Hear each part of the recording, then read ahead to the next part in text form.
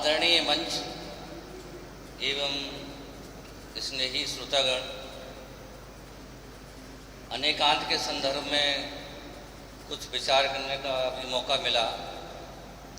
इस सारी दुनिया में जितनी तेजी से भौतिक समृद्धि का विकास हुआ है, उतनी ही तेजी से शांति अज्ञातवास की तरफ गई है। जब शांति की देवी की बात करें, अभी चाहे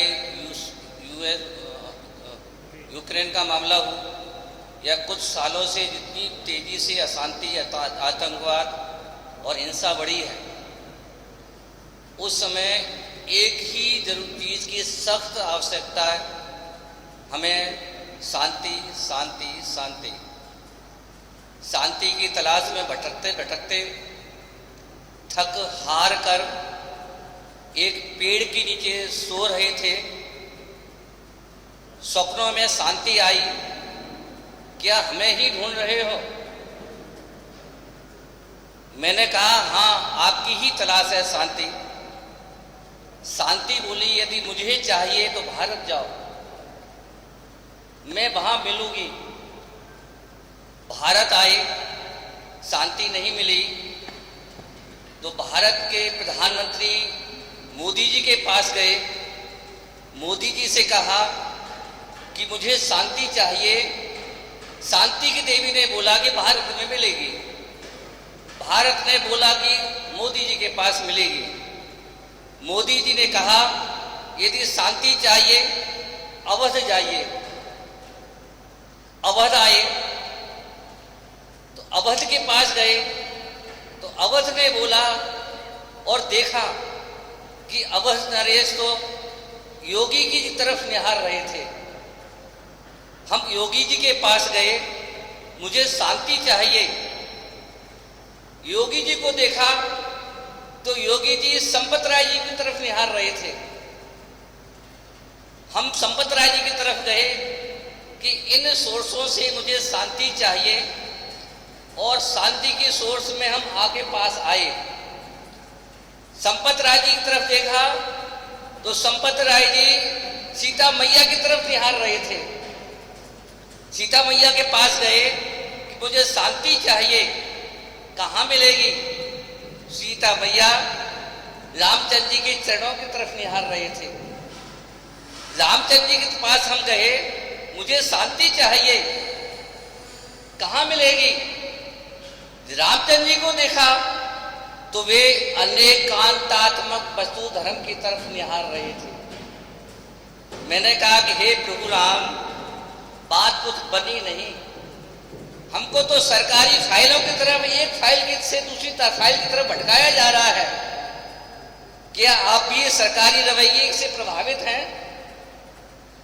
रामचंद्र जी ने कहा कि एक ही उपाय है, क्योंकि सारी समस्याओं का समाधान यह अनेकांतात्मक धर्म ही है।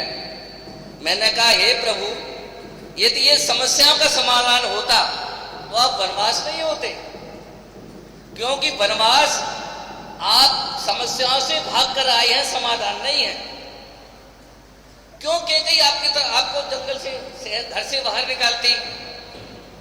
उन्होंने कहा कि नहीं, यदि दुनिया में सर्वोत्कृष्ट कोई मां है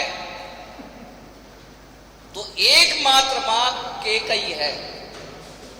मैंने कहा, हे प्रभु राम, जो आपकी वनवास की समस्या का कारण बनी, उसको आप सर्वोत्कृष्ट मां बोल रहे हो। उन्होंने बोला कि जिस युग में लोग अपनी बेटियों का नाम कैकेयी नहीं रखेंगे, उस युग में गर्भपात शुरू हो जाएंगे। मैंने कहा, ऐसा कैसे बोल रहे हो? कि हाँ, कैकेयी ने एक मां को क्या करना चाहिए, लेकिन आप तो वनवास आ गए। ये वनवास इसका उत्तर नहीं है। एक मां को अपनी बच्चे की सुरक्षा के लिए जितने संसाधन उपयोग करना चाहिए, उन सब संसाधनों को उपयोग किया है। इसलिए कैकेयी मां मातृत्व की अपेक्षा से सर्वोत्कृष्ट है। आज गर्भपात इसलिए हो रहे हैं कि कोई कैकेयी नहीं बनना चाह रहा है।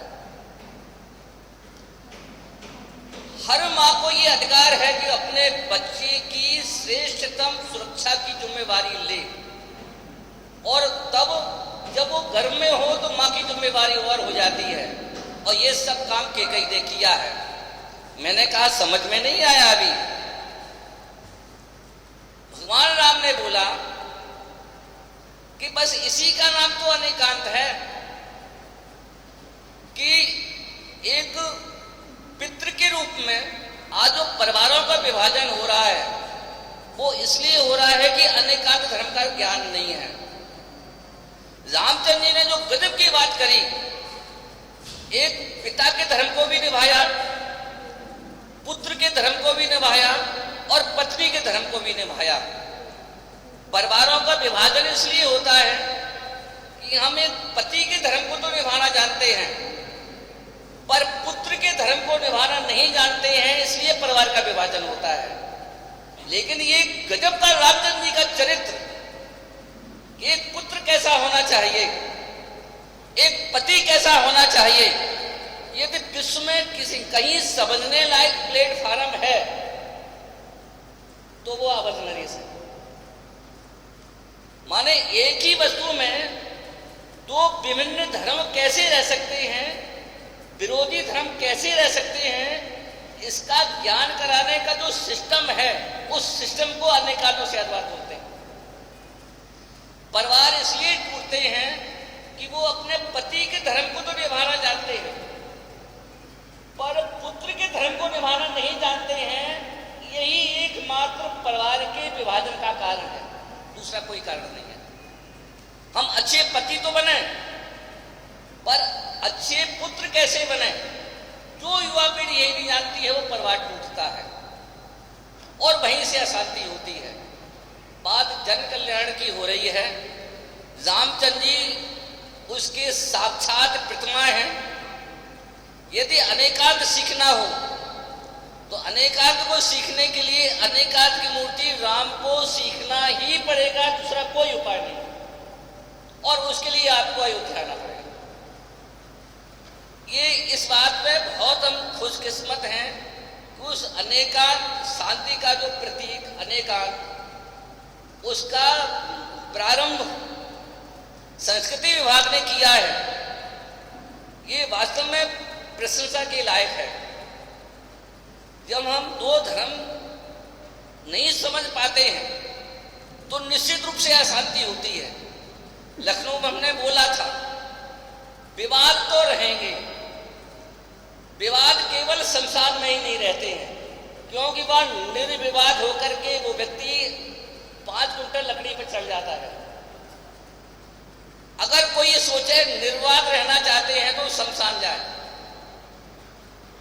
वाद तो रहेंगे लेकिन अगर अनेकांतवाद को समझोगे तो आतंकवाद नहीं होगा। यदि सारी दुनिया ये चाहती है कि आतंकवाद दुनिया में ना रहे तो उसकी एक ही उपाय है, दुनिया में कोई उपाय नहीं है। अनेकांतवाद उसको राजी राजी नहीं कुराजी स्वीकार करना ही पड़ेगा, क्योंकि शांति का एक ही आधार है अनेकांतवाद।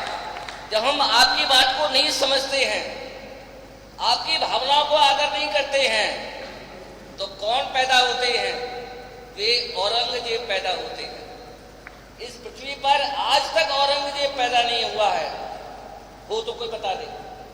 इसलिए पैदा नहीं हुआ है कि यहाँ पर एक दूसरे की भावनाओं को समझने का बुद्धि में मंत्र सिखाया गया है। रामचंद्र जी इसके उदाहरण।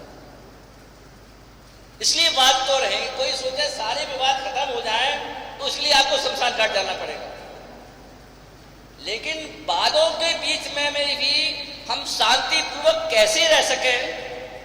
मुझे एक उदाहरण ख्याल आता है जो देकर के आपको हम शांत करेंगे। आप लोग तो शहर के हैं, हम तो गांव के हैं, और कहने में हमको कोई शर्म भी नहीं। एक घुड़सवार अपने घोड़े को पानी दिलाने के लिए रेहट पर गया।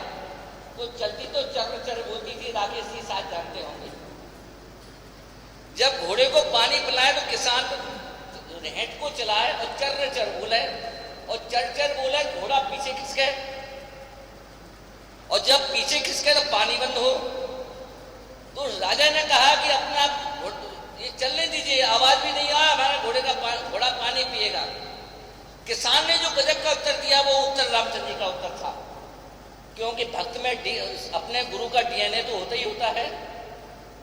उस किसान ने उत्तर दिया कि हे राजन, अगर आपको पानी पिलाना है तो उस घोड़े इस रेहट की चर चर भी सुननी पड़ेगी, उस चर चर में पानी में पीना पड़ेगा। यदि ये कला नहीं आती है तो घोड़े को प्यासा लेकर जाना पड़ेगा। इस दुनिया में जगह जगह वाद होंगे, विवाद होंगे, लेकिन उस वाद विवादों के बीच में सामने वाले की समझने का नजरिया यदि समझ में नहीं आता है तो अशांत हुए बिना नहीं रहोगे। और उस अशांतिमय माहौल में जो एक टेक्निक है, विवादों के बीच में भी शांत कैसे रहा जा सके, उसके लिए सामने वाले का नजरिया यदि हमारी समझ में आ जाएगा तो कभी विवाद नहीं होगा। और उस वाद का नाम है अनेकांतवाद। इसलिए जनहित में इसकी क्या उपयोगिता है, ये बात तो ऐसी हो गई कि जीवन के लिए पानी की क्या उपयोगिता है। पानी के बिना तो एक सेकंड चला नहीं जा सकता है। इसलिए आज के समय में जितनी हमारी अशांति इस विश्व में फैली है, उतनी ही अनेकांतवाद की आवश्यकता है। और यदि अनेकांतवाद हमारे जीवन में नहीं आता है तो ऐसे व्यक्ति को कोई भी दुनिया में शांत नहीं कर सकता है। आज हमारे लिए बहुत बड़ा गौरव की बात है कि इस अनेकांतवाद को सरकारी स्तर पर समझा जा रहा है और उसके प्रचार प्रसार होना चाहिए, ये दिमाग में आ रहा है। आज भले ही थोड़े हों, क्योंकि मीटिंग थोड़े में हुआ करती है। पब्लिक में अगर किसी मीटिंग को बर्बाद करना हो तो पब्लिक में मीटिंग करना।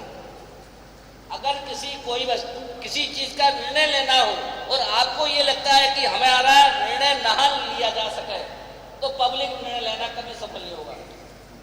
लेकिन आपको ऐसा लगता है कोई निर्णय हमें सफल करना है और साकार करना है तो 5 लोग बैठ करके निर्णय लेना तो सफल होगा।